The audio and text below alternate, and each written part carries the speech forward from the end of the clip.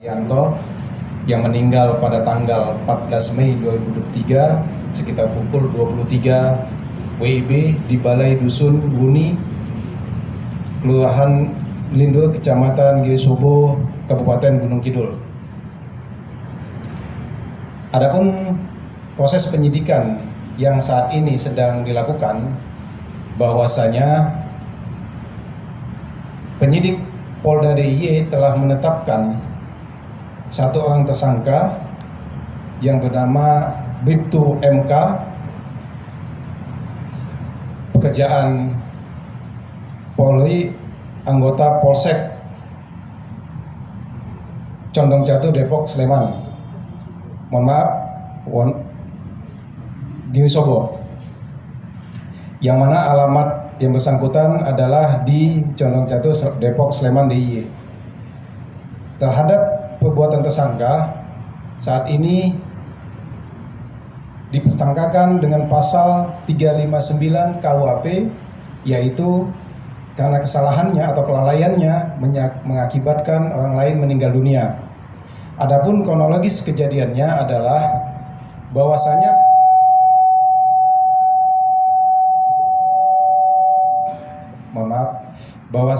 pada hari Minggu tanggal 14 Mei 2023 sekitar pukul 23.00,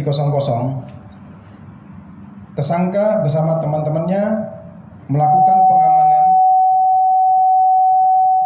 melakukan pengamanan orkes musik dangdut dalam rangka bersih dusun, yang mana pada saat kejadian acara tersebut sudah mau selesai, namun terjadi keributan di antara para penonton, sehingga tersangka naik ke atas panggung dengan tujuan untuk menengahi atau melerai sehingga tidak terjadi keributan lebih lanjut.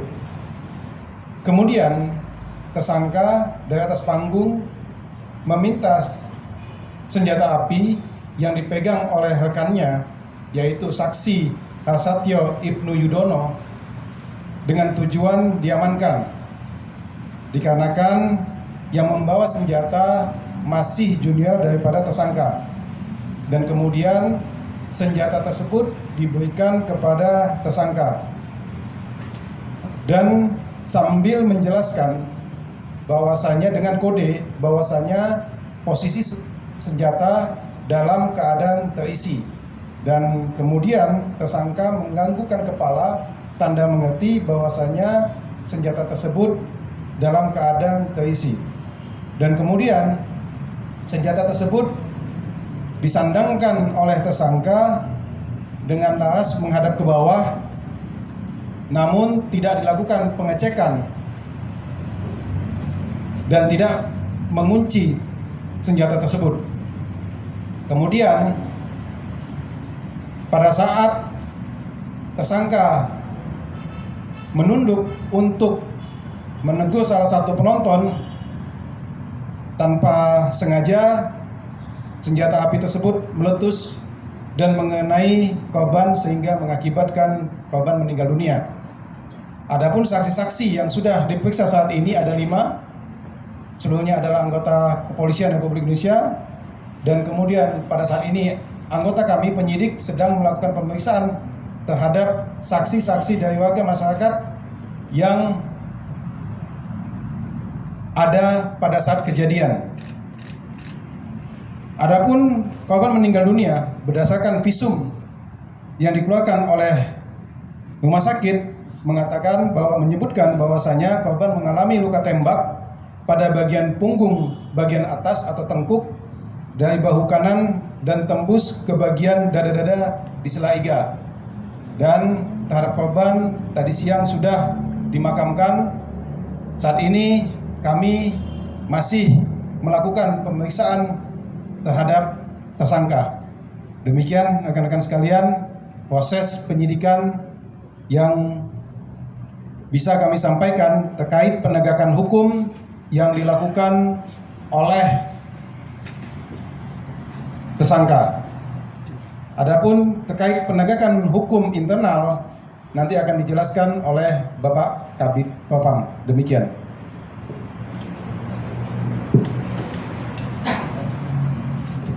Baik, terima kasih. Kami langsung aja. Terkait dengan peristiwa ini, Bid Propam telah mendalami dan melakukan pemeriksaan dan menetapkan tersangka melanggar Perpol nomor 7 tahun 2022 tentang Kode Etik Profesi Polri maupun Komisi Kode Etik Profesi Polri. Ini masih berproses, jadi nanti proses secara pidana maupun kode etik tetap berjalan. Yakin bahwa ini akan kita proses secara internal, maksudnya pembinaan disiplin ataupun kode etik maupun secara pidana. Ini mungkin yang dapat kami sampaikan. Terima kasih. Baik, terima kasih Bapak Dirkrim dan Bapak Kabid Propam. Dari rekan-rekan media ada pertanyaan, mungkin diawali dari 3 dulu. Ya, Mas. Sebutkan ya, dari mana? Terima kasih. Saya jawab dulu pertanyaan dari teman-teman Tribun Jogja. Senjata yang digunakan adalah senjata api laras panjang SS1, jenis SS1 V1. Untuk terkait SOP dan maupun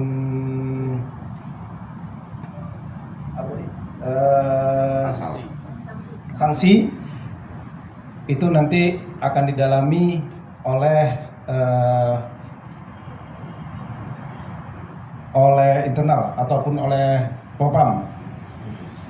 Terkait dengan penyidikan, rekan-rekan sekalian, kita fokus bahwasanya tersangka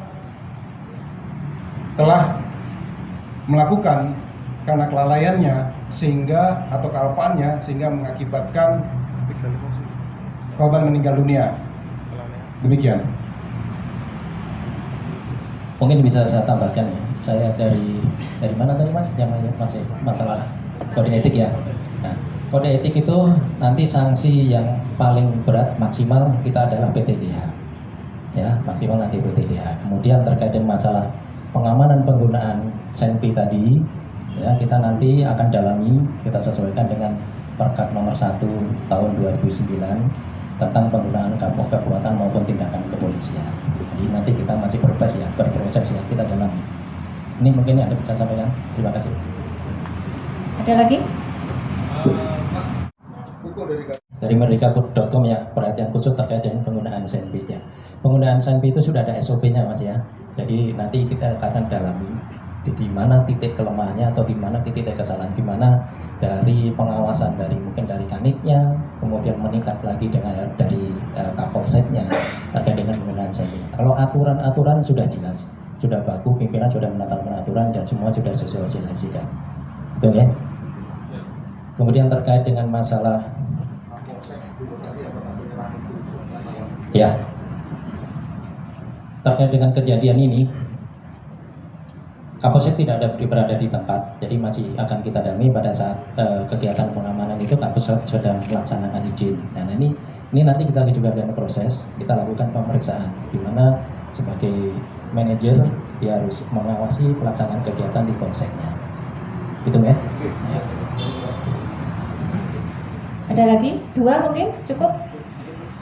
1, 2. Kami jawab dulu. Terkait bahwasanya korban adalah anggota PSAT, benar sekali, memang korban adalah anggota pencaksilat PSAT atau Persaudaraan Setia Hati Ternate Gunung Kidul. Namun berkaitan dengan SOP ataupun tingkat ancaman sehingga pengamanan menggunakan senjata api tentunya nanti akan kita dalami lebih lanjut. Dari penyidikan maupun dari Propam juga akan pasti meneliti lebih lanjut tingkat kerawanannya.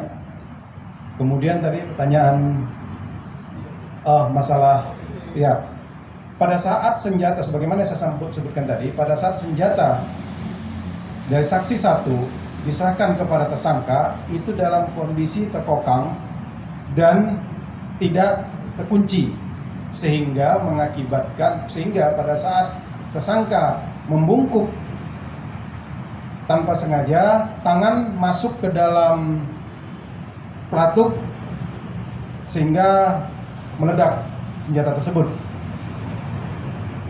Tentunya ini juga nanti dalam tahap